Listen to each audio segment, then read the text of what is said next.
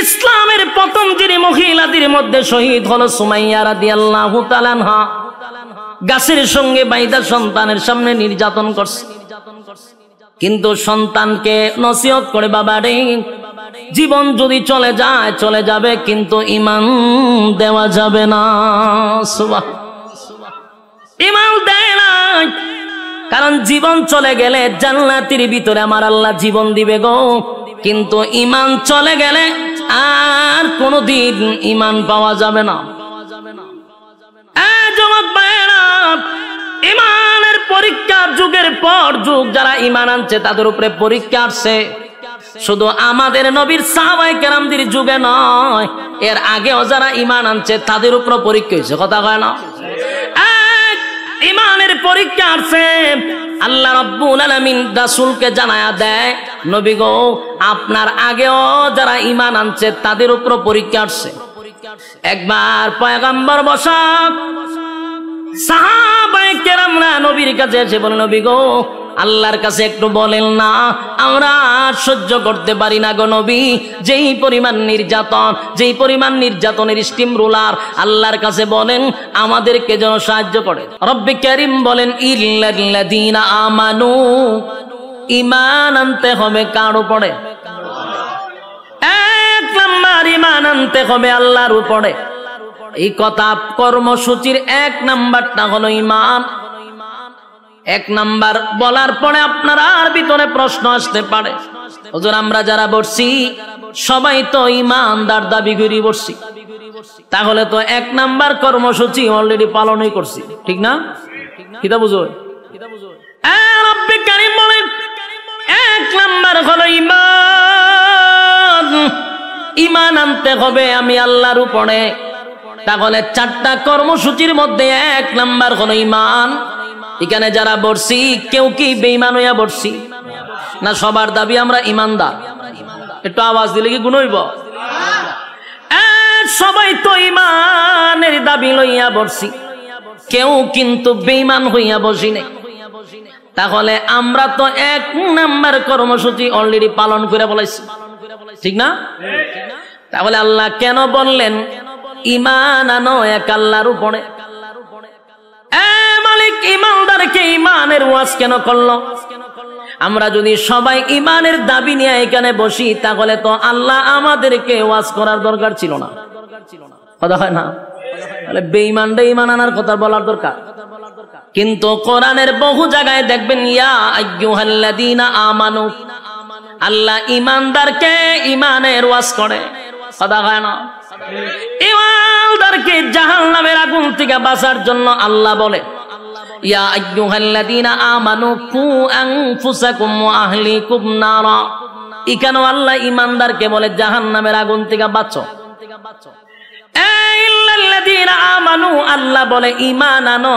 তাহলে ঈমানদারকে আল্লাহ ঈমানের দাওয়াত দেয়। কথা কম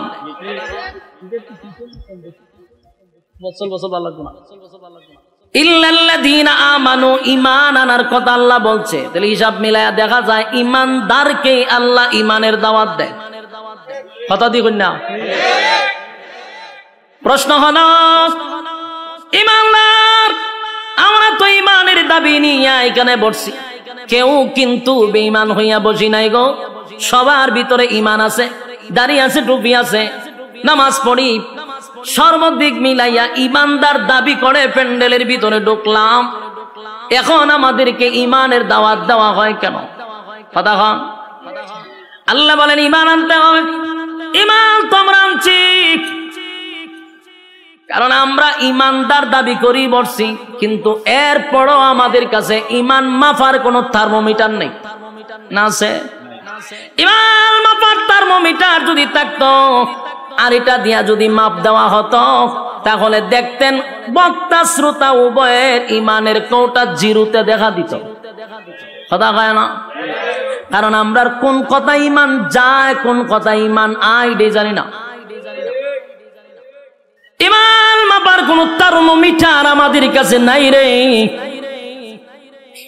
এই জন্য আমরা সুদ খায়াও ঈমানদার দাবি করি, ঘুষ খাওয়ার পর ঈমানদার দাবি করি, নামাজ না পড়াও ঈমানদার দাবি করি, টেন্ডারবাজি সাদাবাজি কইরাও ইমানদার দাবি করি, খুন বদমাশি কইরা ইমানদার দাবি করি, এরপরে দর্শনের সেঞ্চুরি করার পরও ইমানদার দাবি করি, আর লুটপাট করার পরও ইমানদার দাবি করি। বাস্তব না বাস্তব?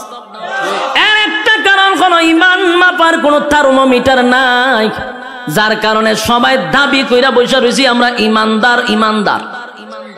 আমরা যদি আসলে ইমানদার হতাম তাহলে আল্লাহ ইমানদারকে ইমানের ওয়াজ করত না।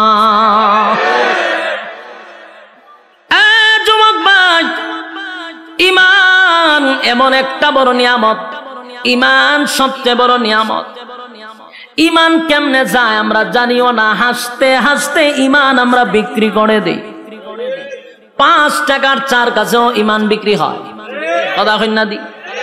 বুড়া বুড়ির সময় এলে দেখবেন লাঙ্গল মার্কায় গিয়া চা খাওয়ায়, কয় বুট কারে দিবি, আপনারই দিব। চা আপনি খাওয়াইছেন, বুট আপনারই দিব। এবার আনারস মার্কা চা খাওয়াইছে, বুট কারে দিবি, আপনারই তো দিব। চা না আপনি খাওয়াইছেন, বলে হ। একতারা মার্কা গিয়া জিগায় বুট কারে দিবি, কফি খাওয়াইলাম, বুট কারে দিবি, আপনারই দিব। বলুন তো দেখি বুট কয়টা দিল, কয়জন রে? বুট একটা দিল 3 জন রে। ইমান আছে না গেছে? তাহলে আমাদের অভ্যাস এত খারাপ, 5 টাকার কাছে ইমান বিক্রি হয়, কথা কয় না? আবার অনেক মানুষ ফার্মেসিতে কদিন আগে আমি গেলাম, দেখি এক বেচারা ডাক্তার রে কইতেছে কালকে ওষুধটা না খাইলে মরি গেছিলাম বুকের ব্যথা। তার মানে ওষুধে তারে বাঁচাইছে।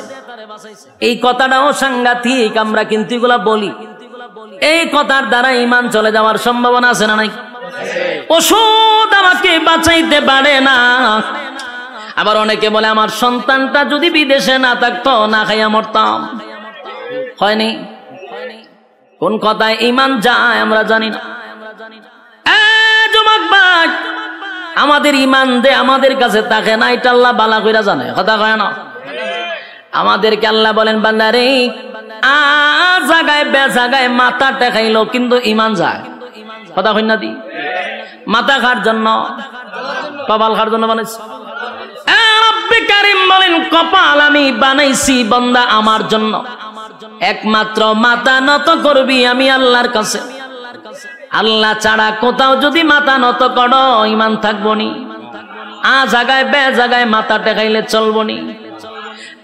মাজারে দরগায় বাবার পায়ে অমুকের পায়ে তমুকের পায়ে মাথা টেকানো যাইব, ইমান থাকবো নি?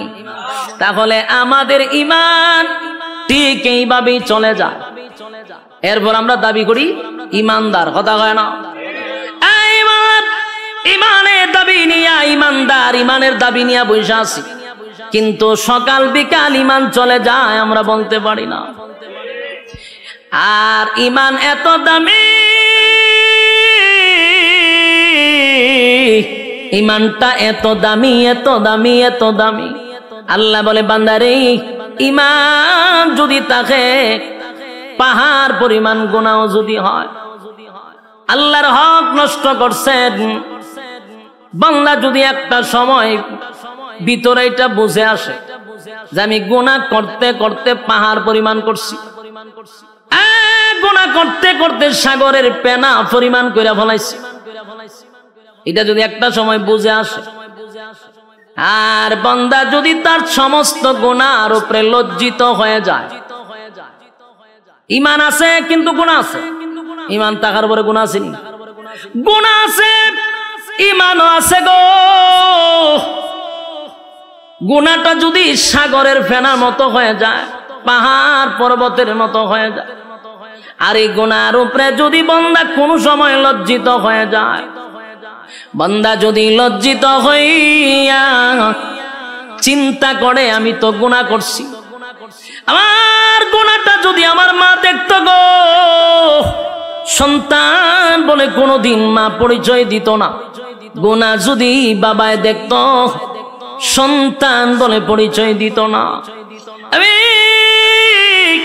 যে গুনাহটা করছি আমার স্ত্রী দেখলে কোনোদিন স্বামী বলে স্বীকার করত না, আমার গুনাহ যদি আমার সন্তান দেখে বাবা বলে পরিচয় দিবে না। আল্লাহ আমি এত জঘন্য গুনাহ করলাম, আসমানের নিচে আমার মতো গুনাহগার কেউ নাই। আল্লাহর দরবারে যদি নুজুলে রহমতের সময় কোন বান্দা বান্দি আল্লাহর কাছে লজ্জিত হয়, গুনার উপরে লজ্জিত হইয়া চোখের পানিগুলো ছেড়ে দিয়া অতীতের গুনার উপরে লজ্জিত হয়, ভবিষ্যতে এমন গুনাহ করবে না এমন যদি প্রতিজ্ঞা করে, আর নজুলে রহমতের সময় বান্দা যদি আল্লাহর কাছে গুনার জন্য লজ্জিত হইয়া কান্দে রে, আমার আল্লাহ ফেরেশতাদেরকে জিজ্ঞাসা করবে, ফেরেশতারা বল আমার বান্দা কেন কান্দে? ফেরেশতারা বলবে মালিক আপনার বান্দা জাহান্নামের ভয়ে কান্দে। আল্লাহ বলেন জাহান্নামকে আমার বান্দা দেখছে? না মালিক, জাহান্নাম কোনোদিন দেখে নাই। তাহলে কেন কান্দে? বলে আলেমদের জবানে জাহান্নামের ভয়ের কথা শুনছে এই জন্য কান্দে। আল্লাহ বলেন আর কিসের জন্য কান্দে?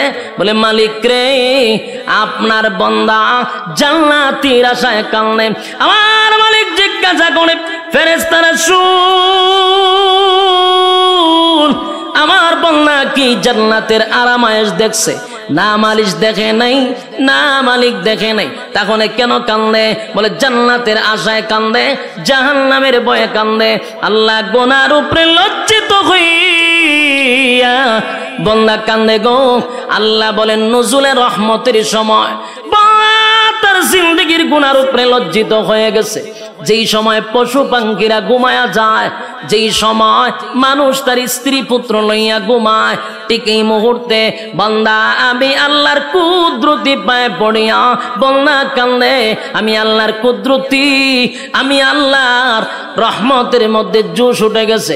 বান্দা ওয়াদা দিলাম, বান্দায় যদি চোখের পানি ছেড়ে দিয়া কান্না শুরুই করে দিল, লজ্জিতই হয়ে গেল, আমিও ফেরেশতাদেরকে সাক্ষী রেখে ওয়াদা করলাম আমার বান্দার সমস্ত গুনাহ চোখের পানিটা নাকের ডগায় আসার আগে আগে জিন্দেগির সব গুনাহ মাফ করে দিলাম। একটা জবান বন্ধ রাখবেন না, কোন আল্লাহু আকবার। আরো জোরে কোন আল্লাহু আকবার। গুনার উপরে লজ্জিত হয়, রব্বে কারীম বলেন গুনার উপরে লজ্জিত হইলে আমি মাফ করে দেই, কিন্তু শর্ত হলো ঈমান। জোরে কোন শর্ত হলো?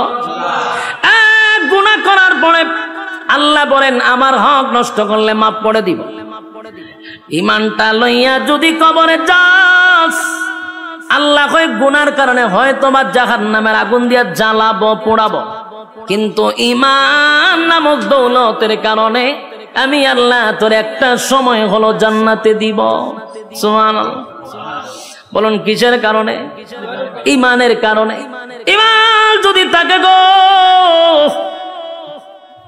আমার মালিক বলেন জাহান্নামের আগুনে পোড়াইয়া তোরা জান্নাত দিব। আর ঈমান যদি না থাকে অনন্তকাল জাহান্নামের আগুনে জ্বলতে হবে। কথা হয় না? ঈমান এত গুরুত্বপূর্ণ, ঈমান ঈমান এত গুরুত্বপূর্ণ, এই জন্য আল্লাহ বলেন ইল্লাল্লাযীনা আমানু, ঈমান আনতে হবে আমি আল্লাহর উপরে। ঈমান কার উপরে? যুবক ভাই, ঈমান সাধারণ কোনো বিষয় না।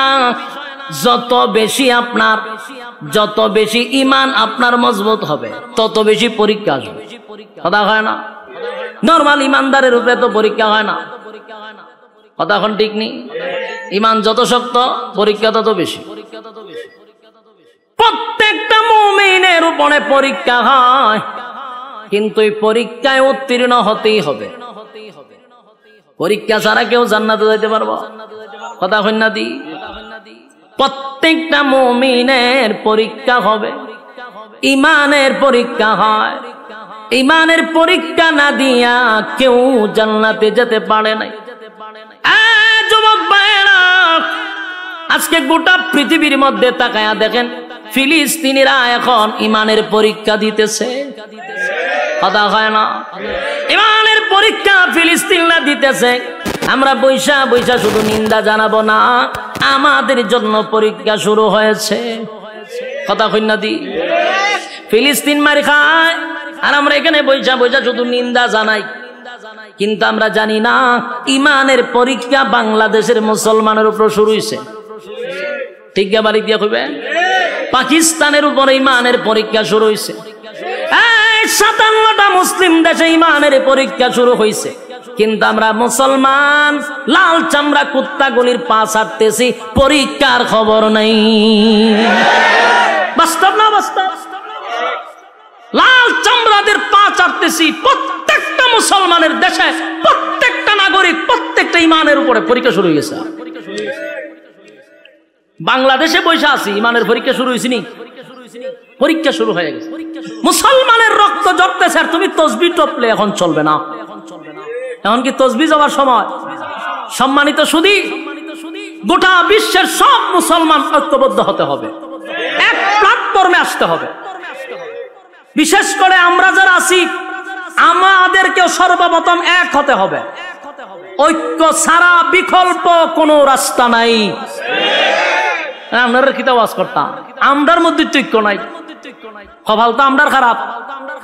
এতগুলা ইসলামিক দল না হইয়া যদি সব মিললে একটা হইতো, কিতা বুঝুন? রামবামরা কথা কইবার সাহস পাইতো না আমরার লগে। কিন্তু আমরা 15 জন হইলে একটা ব্যানার লই, আমি একটা দল, 20 জন হইলে আরেকটা দল। ওমা, দলের অভাব নাই। এত দল বাংলাদেশ, সব দল ভেঙ্গে একজনের নেতৃত্বে যদি আমরা যেইভাবে আহমদ শফী সাহেবের নেতৃত্বে সবাই এগিয়ে চলছিল, এইভাবে যদি আবার এক হতে পারি, আল্লাহর কসম এই দেশে ইসলামের পতাকা উড়বে ইনশাআল্লাহ। ঐক্য ছাড়া সম্ভব না। কিন্তু এখন আমরা ঐক্যই না ফাটল সৃষ্টি করব।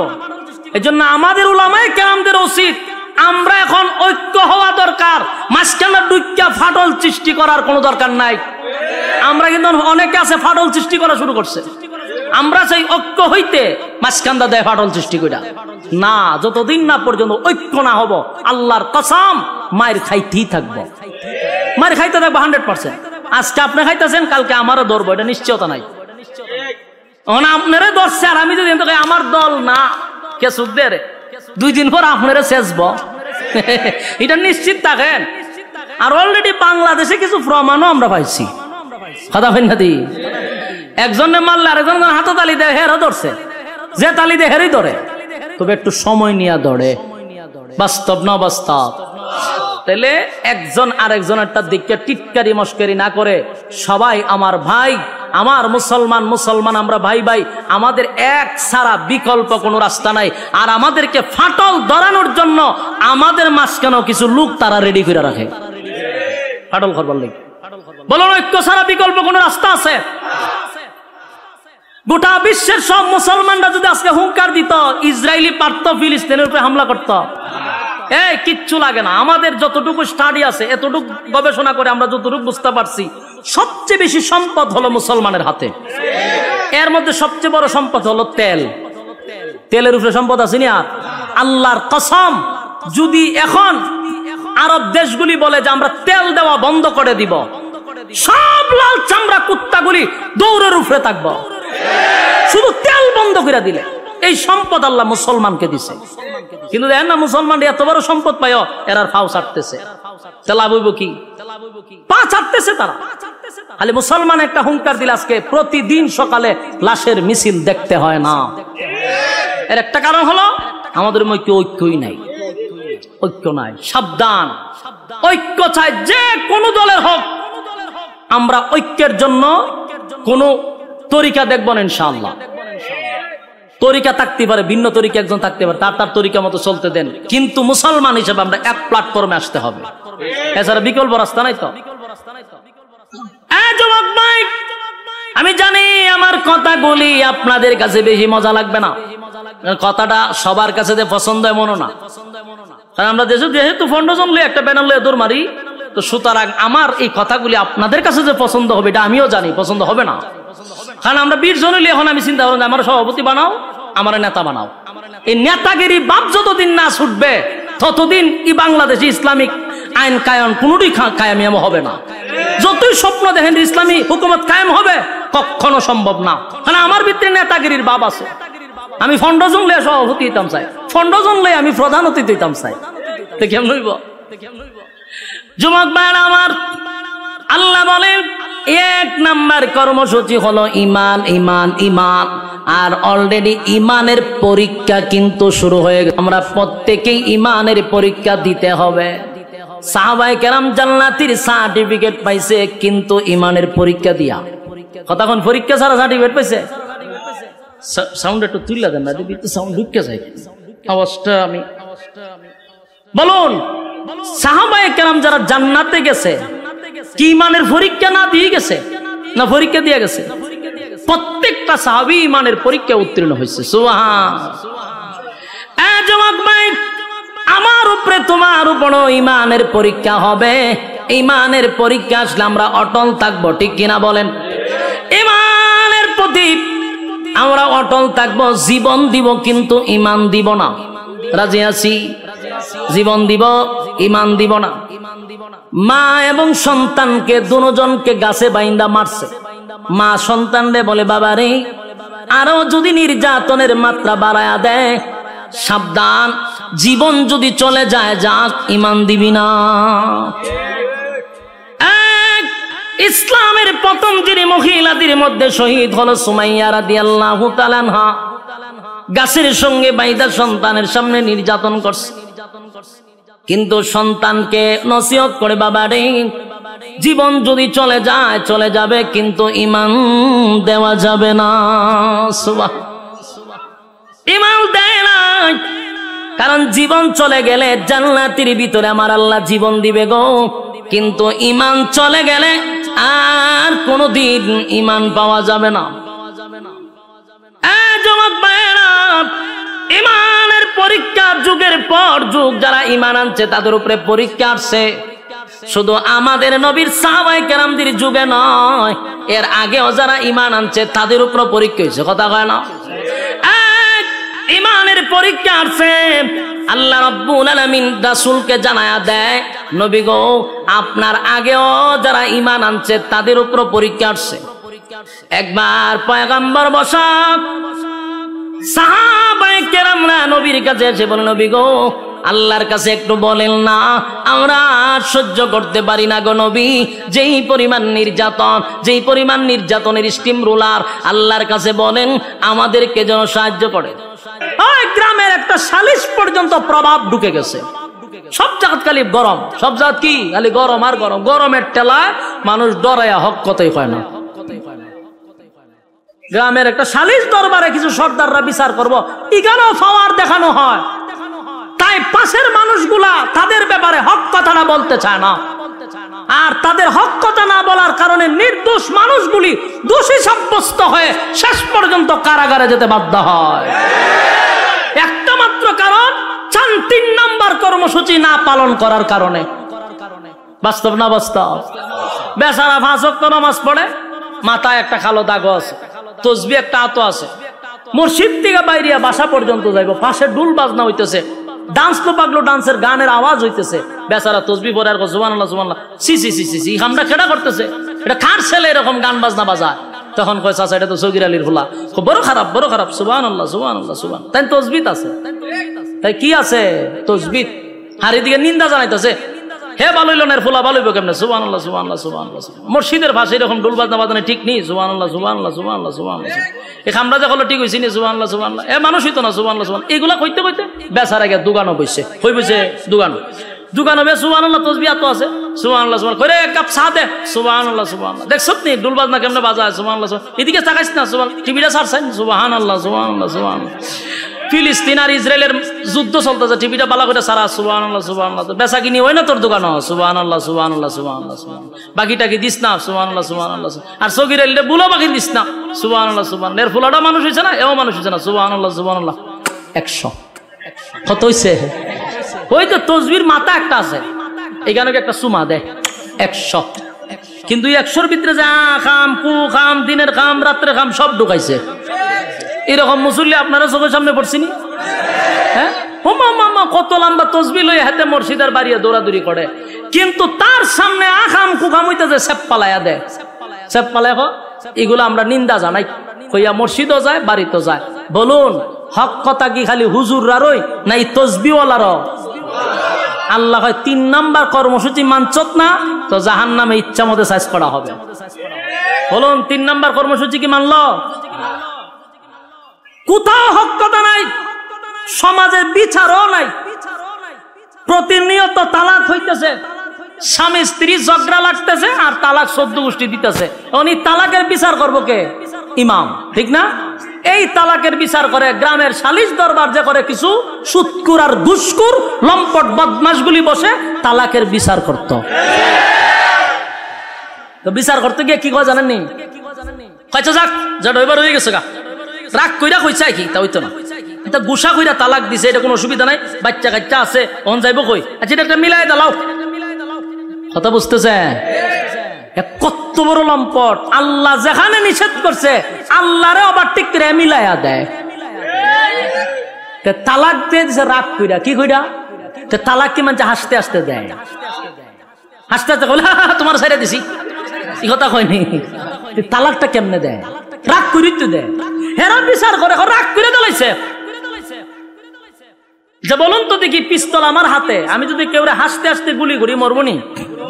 রাগ করে গুলি করলে দুটোতে মরতেছে। হাসা দিল মরে, গুসা কইরা যদি গুলি করি তাও মরে। তালাক হাসতে হাসতে দিল তালাক হয়, কাঁদতে কাঁদতে তালাক দিলে হয়, রাগ করে দিল হয়। কিন্তু লম্পটরা বিচার করে বাচ্চা কাচ্চা হয়ে গেছে, বাচ্চা যাক এটা একটা মিলাই দিলাই দিলাম। বিচার করার কথা ছিল কে? বিচার করলো কে? সমাজের বাস্তবতা এরকম বর্তমানে আছে না নাই? এর একটা দোষ হলো আমরা দলে দলে ভাগ হইতেছি, বাস আমরার যে দায়িত্ব ছিল এটি আমরা জানি না। আমরা দায়িত্ব হন আমরা বুঝছি মসজিদ ইমামতি করো আর দাওয়াত টাওয়াত খামু, কেউ মরলে 40 পড়ামু আর খতম টতম আইব সুবহানাল্লাহ সুবহানাল্লাহ পড়মু, বাস 100 টাকা দিব আমরা পড়ব। দুঃখের সাথে বলতেছি এটি কি আমরা দায়িত্ব? ইমাম শব্দের অর্থ হইল নেতা। ইমাম শব্দের অর্থ কি? যিনি মসজিদের ইমাম আর খতিব। একটা চেয়ারম্যানের চেয়ে তার পাওয়ার বেশি। এলাকার সমস্ত সালিশ দরবার তার করা দরকার ছিল, ঠিক কিনা বলেন? আজকে যদি ইমাম আর খতিব যদি এলাকার বিচার করত, এলাকার সালিশ দরবারে ইমামদের হাতে দায়িত্ব দেওয়া হতো, আল্লাহর কসম নির্দোষ মানুষ কোন সময় দোষী হতো না, দোষী মানুষ নির্দোষ হতো না, তালাকপ্রাপ্ত মহিলারা যারা সন্তান জন্ম দিত না। আফসোসের বিষয় হলো ইমামদেরকে বুঝাইছে তোমরা হুজুর গরম ভাত খাইবা আর 500 টাকা তোমরা দিমু, ইমামতি তোমরা দায়িত্ব কেন? বিচার আসার আমরা তো ছেড়ে দেন। কি বাটপারি শুরু করছে! সর্দার গুলার বিচার গুলো আমি বহুত দেখছি। 8-10টায় বিচার করতো, এই গুড়ায় 8টা এক, কিন্তু বিচারে গিয়া পাট পাট হয়। আগেই পরামর্শ করে আমি এমনি কমু, তুই এমনি কবি, তুই আর আমি লেগে যাবো ঝগড়া, বিচার আবার 1 সপ্তাহ পরে ফেলাম। আমি নিজে উপস্থিত ছিলাম এর এই মিটিং এর মধ্যে, আমি তো তার সাথে চলি। এই গ্রুপটা যখন এইসব আলাপ করতেছে আমি দাঁড়ে বোয়া করে, আমি বললাম আমি বুঝি করে হুজুর আপনি তো বুঝতেন না, আমি সব বনাস এটা আমার ওয়াজ না হওয়া পর্যন্ত আমি ঠান্ডা হইতাম না, সারা দেশের মানুষের উনাই দিব আমি। হেরা বইয়া নিয়ত করতে আমরা যখন করে 1 সপ্তাহ ধরে তো বিচার হইতেছে না, কিতা করান তো খাল খাতে আমি শেষ করে ইসলাম, তুই তো মাঝখানে বাধা দিলি, কয়ে বেটা আজকেও বিচার হইতো না, আমি কমে এমনে তুই কবি এমনে, তুই কবি এমনে, বাস লাগে তোমার চোখা আবার 1 সপ্তাহ পরে। এর লাভটা কি জানেননি? প্রত্যেক বিচারের ডেটে একটা করে বেনসনের প্যাকেট 1000 টাকা করে পকেট, বিচারের আগে ভাউটি পায়। এই হচ্ছে সালিশ দরবারের অবস্থা। সত্য না মিথ্যা? আর বর্তমানে গরিবের তো বিচার নাই, যার টাকা নাই এর বিচারও নাই। বাস্তব না বাস্তব? সত্য না মিথ্যা? আওয়াজ দিয়ে কোন সত্য কথা বলে যাই, মন দিয়ে শোনেন সবাই, সত্য কথা বলে যাই, মন দিয়ে শোনেন সবাই, এই সমাজের কোনো কাজে শান্তি তো ভাই মোটে নাই, এই সমাজের কোনো কাজে শান্তি তো ভাই মোটে নাই। সত্য কথা বলে যাই, মন দিয়ে শোনেন সবাই, এই সমাজের কোনো কাজে শান্তি তো ভাই মোটে নাই, এই সমাজের কোনো কাজে শান্তি তো ভাই মোটে নাই। অফিস আদালতে বাইরে ঘুষ বিনা চলে না কাম, ঘুষ পাইলে সব সারেরা বলে না সে নয়েল কাম। বাস্তব না বাস্তব? অফিস আদালতে বাইরে ঘুষ বিনা চলে না কাম, ঘুষ পাইলে সব সারেরা বলে না সে নয়েল কাম। ঘুষ না দিলে আদালতে বাস্তব না বাস্তব? ঘুষ না দিলে আদালতে মেলে না গরিবের ঠাই, এই সমাজের আদালতে গরিব দুঃখীর বিচার না। বাস্তব না বাস্তব? দেখা নাই বিচার নাই, কথা হয় না দি? দেখা নাই বিচার, দাঁড়ে দাঁড়ে ঘুরতেছে, কোর্টের বারান্দায় বারান্দায় ঘুরতেছে, টাকা নাই বিচার নাই। আর টাকা আছে, ওয়েলকাম, প্লিজ সিট ডাউন। কি লাগবে, গরম না ঠান্ডা? ওই যে টাকা আছে, স্যারে ডাক দেন, বসেন, কি খাইবেন স্যার? গরম না ঠান্ডা দিতাম। আরেকবার দরের ভাগা ভাগে ঘুরতেছে, দরজার কিনারায় কিনারা, বিচার নাই। আর হেরে কয় বসেন, গরম না ঠান্ডা?